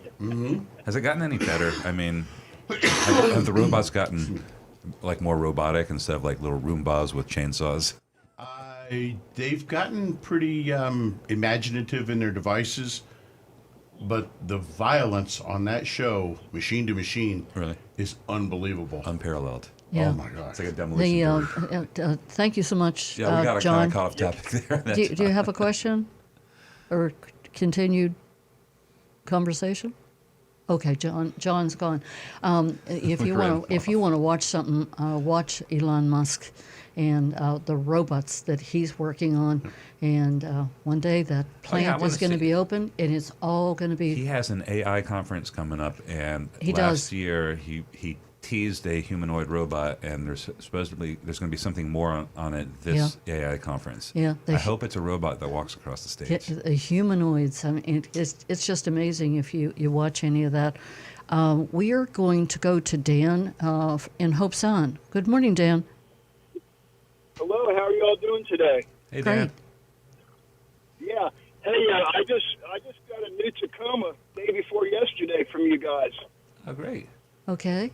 And, How'd it go?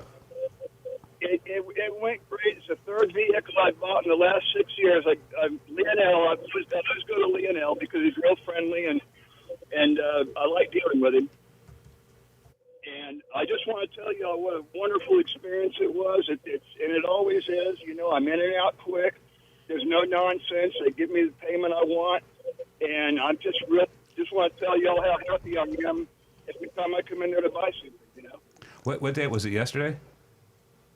It was day before yesterday. It was, Nice and Thursday. quiet, wasn't it? Yep. Yeah. Yes, it was. It was very quiet. That happens to car And, dealerships when there's a hurricane within 500 miles. Yeah, it does. And I first came in there to test drive it on Tuesday when that storm first came. Yeah. And I wanted to come get it the next day, you know, but I felt like a little kid this morning. I just couldn't wait, you know. And but I picked it up Thursday, and I just want to tell you all how happy I am with a nice, pleasant experience, no stress or anything. And like I said, it's the third one I bought in 6 years from you guys, and I'll be coming back. We do appreciate it. Thank you so much for calling. Yeah, thanks for calling, Dan. Okay. Glad you had a great experience. All right, bye-bye. Have a great weekend. Bye-bye. Bye-bye. Okay, we'll go back to Stu. Well, I was looking. This is kind of interesting. We have a text from Bob, and he said he had the recalls done for the airbags on his 2006 Mustang. I remember there was a lot on those Mustangs. That's we did. When we were back in the Takata heyday, when we were finding them all over Florida. There's a lot of Mustangs, a lot of Chryslers. Wow. Bob wants to know, will a VIN check show the recall was performed?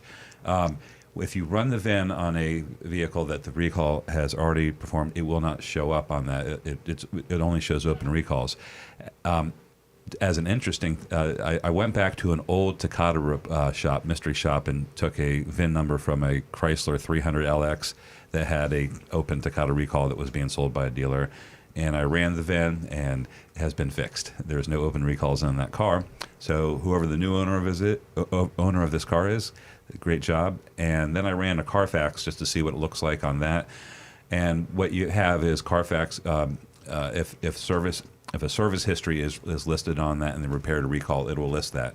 But it doesn't show, if it's not on a service history, it's not going to show up on a Carfax report. But it doesn't matter because it's been fixed. Great. But a dealership, if a dealership runs the VIN number through their system, it shows open and closed, right? It will show all. Yeah, because that's the whole closed service dealer- history. Yeah, that's a little bit more detailed. And you can ask the service department; they give you the information. They shouldn't have any problem to let you know. But if you run it on safercar.gov, you'll find out that if it's not there, you're good. It'll show completed if they've completed the paperwork. Yeah. We've had some situations in the past where they just for some reason sat on the repair order for a few months and never got back. So if Chevrolet doesn't know, they're not going to be able to Hey, take it. I got a great text for you from Paul. Paul wants to know. It says, local newspapers used to have complete advertising sections from car dealers. Earl's laughing right now. No more. So where are the local newspapers covering this consumer ripoff? Well, it's true. I look Online advertising. Yeah, online. They have the online version, and the local paper still has full-page ads from actually Maroney Chevrolet for some reason. Right. I don't know why. That's the reason every time we take a shot at Maroney, it just He's never the gets only car across. dealer in the Palm Beach Post, so I can't figure that out. But it's newspapers because they've fallen from favor so much. Even online. You got Wall Street Journal and New York Times and USA Today and national papers that are hanging on, maybe the Washington Post, but the local newspapers are pretty much dead, and so they're not very influential anymore in the market. The TV stations mainly and online are the big venues for the advertising. So. Earl, Yeah. we would sit years ago. We were with Seaview, and the whole kitchen counter would be lined up with advertisement Every from dealer all the was newspapers, always in the newspaper. Yeah. and would have the magnifying glass out. It was unbelievable. I never thought the day would come whenever we weren't, clipping and cutting all of these advertisements out of the newspaper. It was mind-boggling the amount of money that was spent And messy. on advertising. And messy, too. Oh, Just before we do the mystery print all of shopping, you. before we do the mystery shopping report, I alluded earlier in the show. I just pulled this up to show you online on my iPhone. This is when you Google flood cars. There's a website, autobidmaster.com, and I'll just hold it up briefly. But what it is, they're listing all these flood cars. 2020 Jeep Wrangler. Here's a 2015 Ford Escape, and they have hundreds and hundreds of these things, and they're selling them to the dealers.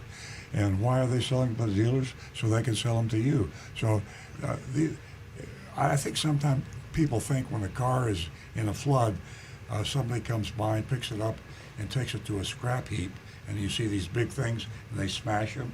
No, they don't. They sell them. Yeah. If you want to buy one, go on down And then to they resell them. All these cars. go to Big Red's Auto Sales in West Palm Beach. Right. Seriously, Big Red? they're selling flood cars, auto auction mall, R&R car sales. Yeah. I googled it in South Yeah. flood cars for sale in Florida. So there's going to be a huge amount of these cars, and they're going to smell good. They're going to look good. They're going to be cheaper than what you could buy a real car for, and this is happening, and people will be victimized. So that was the theme of this show. I'm really glad we devoted so much time to it because it's going to be around to haunt us for a long time. definitely. Big Red been around for a long time? I don't know. I never heard of it, but apparently it's a local car. And when something shows up, that's a keyword that they're using in search. So when I searched flood cars, they came up.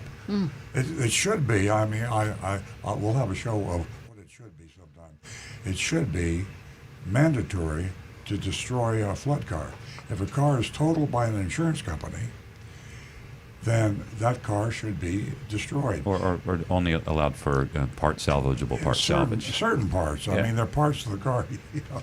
Yeah. So yeah, exactly. We don't have the laws, folks. And I go back on my broken record. We don't have the laws because the regulators and the legislators are in the pockets of the auto industry, and that's why you can go online and have somebody blatantly saying, "Flood cars for sale, Right. buy them here," and then sell them to whoever is the big sucker out there. And that's the way our capitalist society is, and I'm a capitalist. You just got to live with it. You gotta live with it. There You you gotta go. love us or leave us. Right, exactly. If you can't take the heat, get out of the kitchen. No, I'm kidding. We're consumer advocates. We're trying to make the kitchen a lot cooler. That's what we're trying to do. Yes. Let's do the mystery shopping report, and then Okay. hopefully we'll get some text because we'll finish up earlier. And Folks, you're a big part of the Mystery Shopping Report, and we'd love for you to vote on it. So go to send your vote in at 772-497-6530, Mystery Shop of Coral Springs Nissan. Don't forget, you've got to vote. Okay.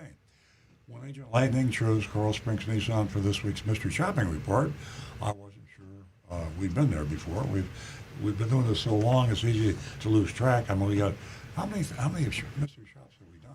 I don't know. Just in the file that I have since I've been saving them as PDFs, there's hundreds and hundreds. Yeah. It's also easy to lose track of where Coral Springs is. Not for me, because that's where Cleveland Clinic is. Okay. And Nancy and I drive down Well, there. this is speaking as if you were Stu, because I didn't know where it was. Yeah, well, Cleveland Clinic is also in Weston, but Coral Springs is just a little bit closer. So Stu checked Google Maps. As it turns out, we have Mystery Shop Coral Springs Nissan, and Coral Springs is in North Broward County, as far west as you're going to get before you hit the Everglades or Weston. Was Coral Springs Nissan owned by the Page Auto Group, Bill Page and Company? I didn't know the Pages had any in Florida. Oh, yeah. I thought they were just up in the D.C. area. There was there's the Bill Page Auto Group in Florida, and it was one of the Pages, not Bill Page Jr., but one of the Pages that owned several dealerships, and it may be Seniors Brothers or something like that? brothers, yeah. Okay. Yeah, there's 10 members of the family, Okay. and they all have car I just know the dealerships, kids. Yeah. Well, the 50-year-old kids. So we know this family going way back. It was December 2020 when we last visited Coral Springs, and it was part of a multi-expose on Nissan dealers. Over the years, we've observed Nissan dealerships that they tend to be a little more aggressively with regard to sales tactics. I think partly because they get beat up more aggressively by Nissan. Yeah. Nissan is probably one of the least desired by car dealerships, and the dealers they have are about as mean as Nissan is. It's just a mean manufacturer and a bunch of mean dealers. Yeah. I know I'm stereotyping. Meanness here and rolls generalizing. downhill. And there are exceptions. Obviously, there are exceptions. We can confirm we see this sort of thing in our mystery shopping reports. We've received calls and comments from listeners who call out Nissan dealerships for a poor customer experience. Our last Coral Springs Nissan shop was also centered on the Costco Auto Program. To recap, they didn't do well. They played games with the price, had a $1,500 addendum in the days before these add-ons were even all over the place. Before agreeing to take half off, I'm sure it was not the experience Costco members expected, or Costco expected for their members. We returned almost 2 years later in a world almost unrecognizable from the one in which we conducted our last investigation. The Costco Auto Program, while still one of the only tools to get a discount off MSRP, these days it's currently a reliable way to price car dealers because car dealers aren't already to give up their fat margins. So it's better than nothing. It's hard because you can't find models. There's such a car shortage.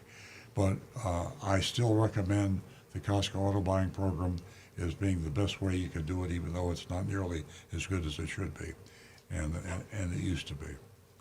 Costco Member Auto Buying Program. If you're not a Costco member, join. It's worth the $65. Instead of going through what would likely be a futile search online, Agent Lightning drove straight down to Coral Springs and walked in the side door. Here's a report. I'm Agent Lightning. I'm not really Agent Lightning. I'm just going to say I'm Agent Lightning. I entered the showroom mid-morning, wandered around waiting to be greeted. There was a new bright yellow Nissan Z parked behind in a ring of red velvet ropes. MSRP of the Z was $54,915, but the dealership added a market adjustment. You can't even say it. I can't say it. The adjustment's almost as much as the dealer list. $32,375 added to $54,915 sticker price. Dealer list price was $88,888. So they did that, like, they had to do the math. They They go, did. let's sell it for $88,888. That Yeah. sounds good. So what's the markup there? Absolutely. You know they Do did the that. math for me. And they were laughing. They were laughing when they did it. And someone will probably buy it at that price. No one asked me, so I walked to the front desk. A young lady there asked me if I had an appointment. I said I didn't, but I'd like to speak to somebody about a new car. She called someone to help me. This is a Benjamin. tongue twister. Yeah. It's looks like Benjamin with a Y. Benjamin It's with Hebrew. I thought Benjamin. maybe, yeah, at first I thought it was a typo, but it's really Benjamin. Benjamin with a Y. Came over in a couple of minutes to ask how we could help. I said I was there to get a new car, either one of the smaller models like the Sentra or the Versa. Then I pointed to the LZ and said my son would prefer that. Benjamin said, do you pronounce it Benjamin? Benjamin. Benjamin, yeah. You can call him Ben if it's easier. I'll call him Ben. Said that was the only car they mark up. The rest are sold at MSRP. Now that's good if it's true. He said the Kia dealership next door is doing $4,000 over MSRP on everything. Ben excused himself to see if he had any Sentras or Versas. He returned quickly to say he didn't have any in stock. He suggested I consider a used vehicle. I said I prefer new. Then he suggested the new Kicks. He had out front, the Nissan Kicks.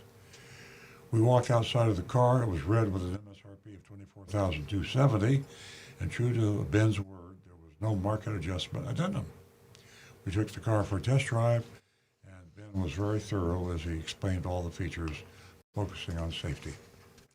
We returned, and Ben led me to a desk, asked me to sit. He left for a minute, then he returned, sat down, asked me to sign a document.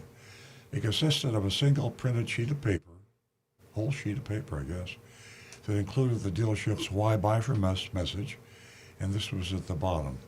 And this really irritates me. Yeah. It irritated me. It should irritate anybody. It's arrogant. I don't like arrogance with retailers.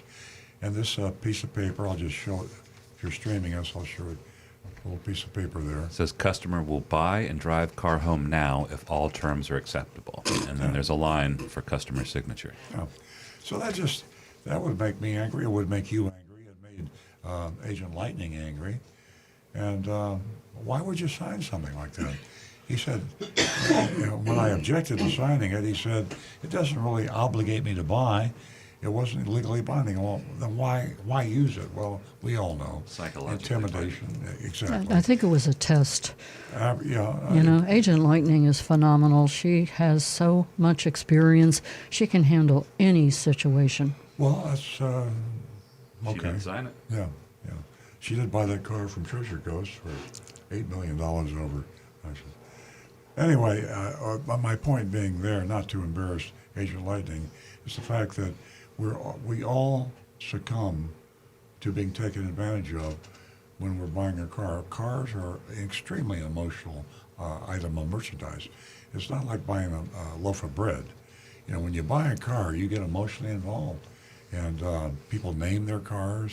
Mm-hmm. They get sad when they trade in their cars. I named my car. They talk to their cars. It's like bringing a puppy dog home. You named your car. So don't think that you are, Agent Lightning, who is an extremely smart woman, who knows more about buying cars than 99.9% of the people. That's what she does for a living.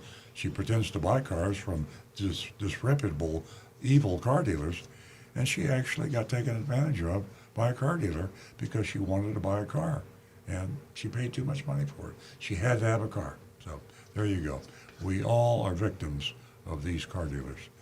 Okay, so we argued about the signature on this silly document that said that I'm going to buy the car if the terms are acceptable. I didn't sign. It wasn't legally binding. And anyway, then Jorge, the sales manager, came over to the desk with a printed pricing sheet for the kicks. They bring in the manager.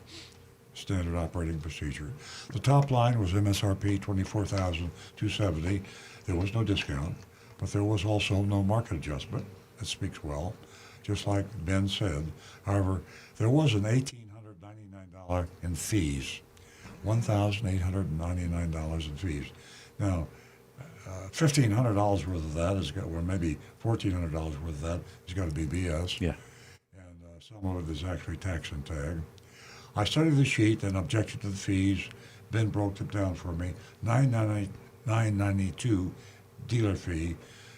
And it's probably more than that. He says $449 title and $450 tag. And he's obviously doing the e-filing and private and the 449, and the 450 is a standard tag estimate, but it will not be that high. Yeah. So about $1,500 in phony fees. I told him that. Wait a minute. What did I say? Yeah, about 1,500. Yeah. I told him I was considering another Volkswagen in West Palm Beach, and they were going lower than MSRP. Jorge interrupted it by asking if it was Schumacher, familiar with his competition.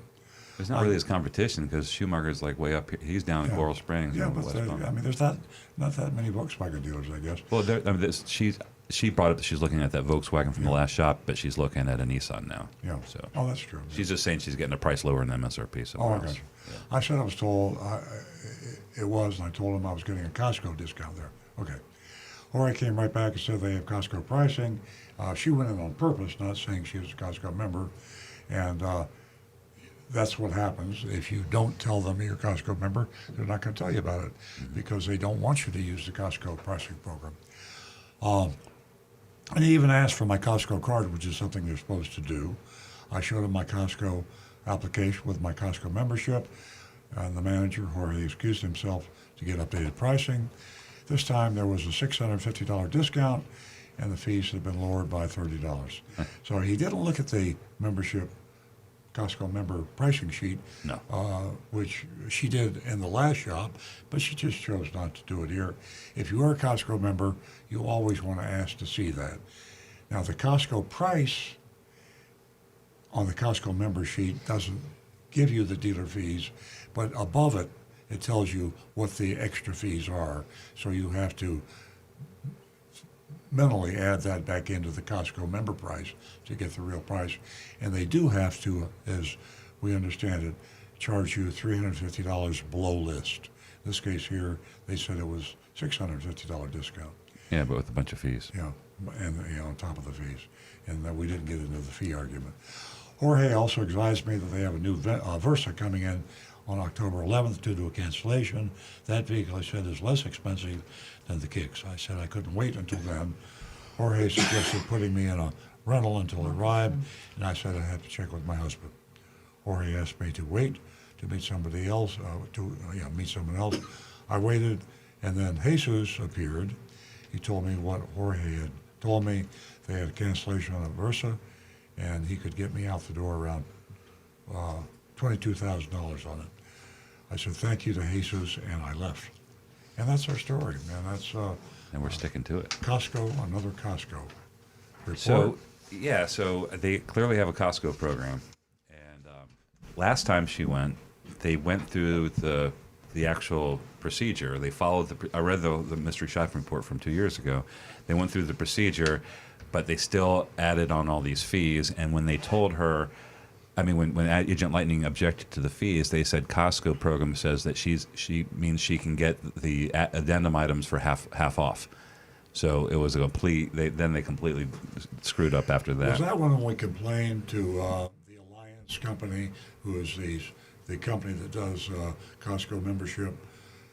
Maybe because I remember there was we had a discussion of what was allowed to be on the Costco pricing sheet, and then we saw another Costco pricing sheet that said that all dealer installed items will be offered to Costco members at dealer's cost. So they're still making people pay for things, but if you held it to the letter of the law, they would have to pay $200 for an $1,800 addendum.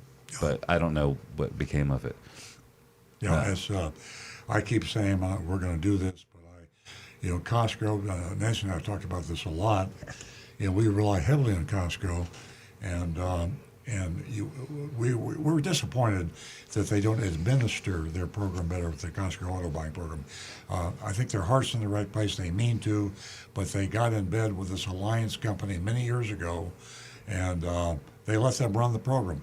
And they don't really, the Costco experience isn't what you get with the Costco auto membership program and the auto buying program.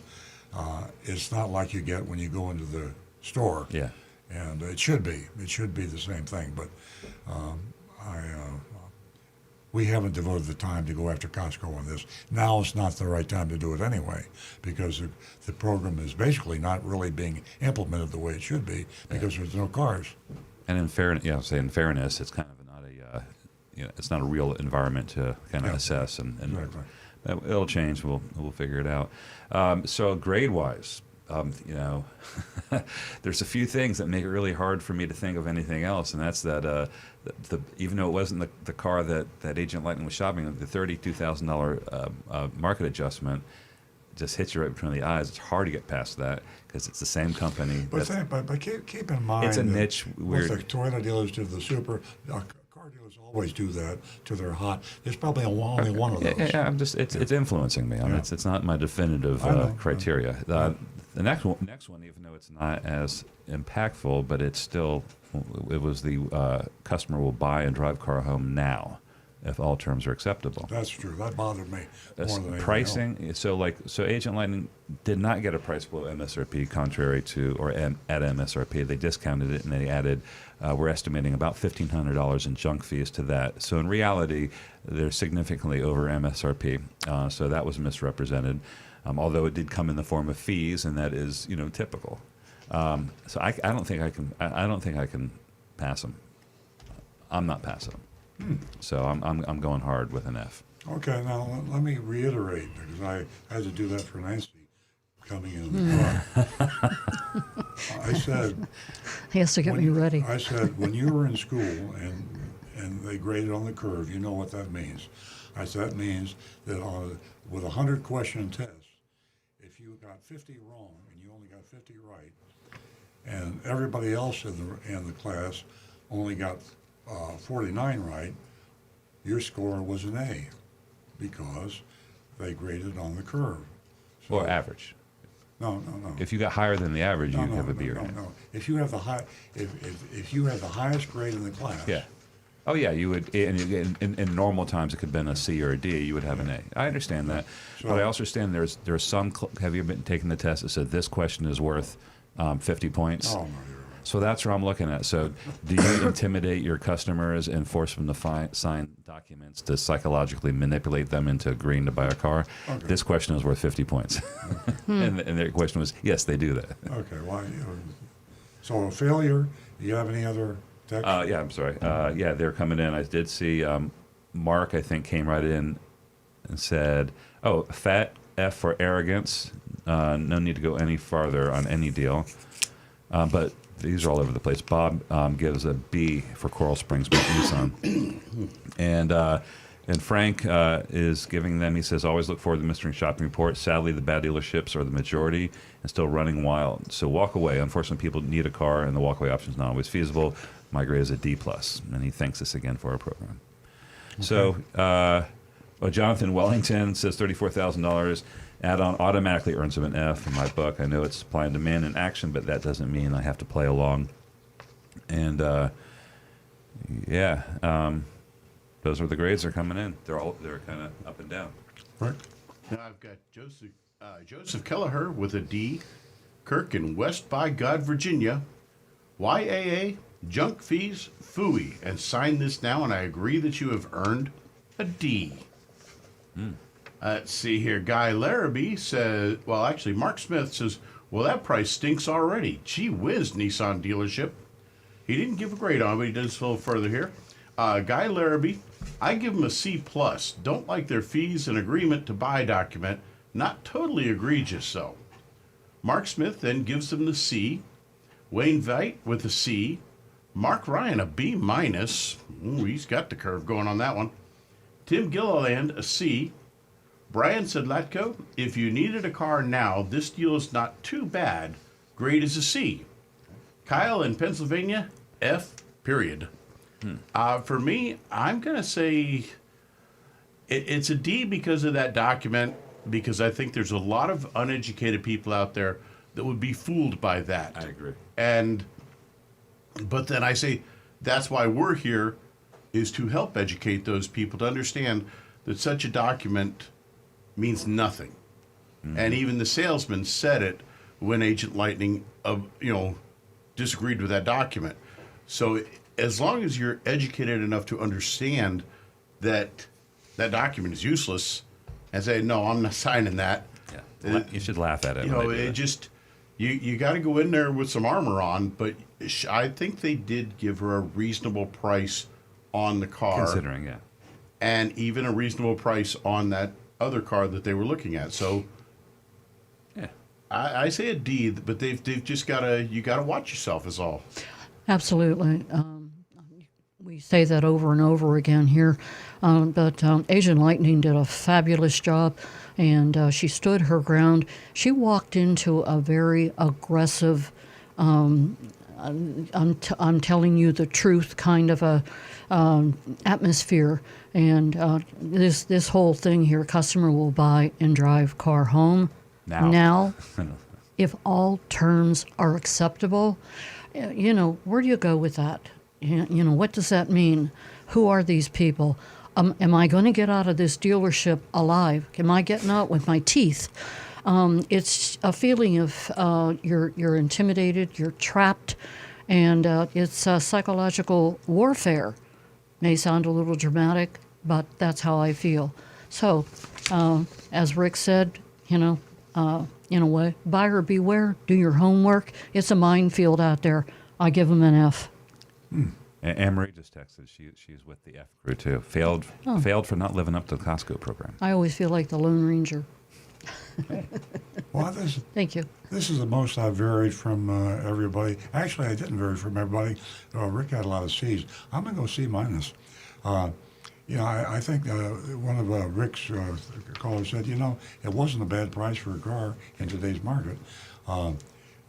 Other than the insulting, I'd have to give them a C if we weren't insulting in the intelligence of the buyer by saying, sign this and you're going to buy it. That was the thing that irritated me the most, but they backed off on that pretty quick anyway. Most car dealers, and the reason I didn't gig them too bad on that, is we've heard it all before. We've seen Napleton with a sign that says the car that you passed on today will be gone tomorrow. Right. Or that's just as bad. Standard parlance from the trade has always been, if you don't buy this car now, the price won't be any good tomorrow. So it's just a new form of an old trick, and it's average. So I'm going to give them a C minus. Okay. There we go. How much time do we have left, Jonathan? 2 minutes.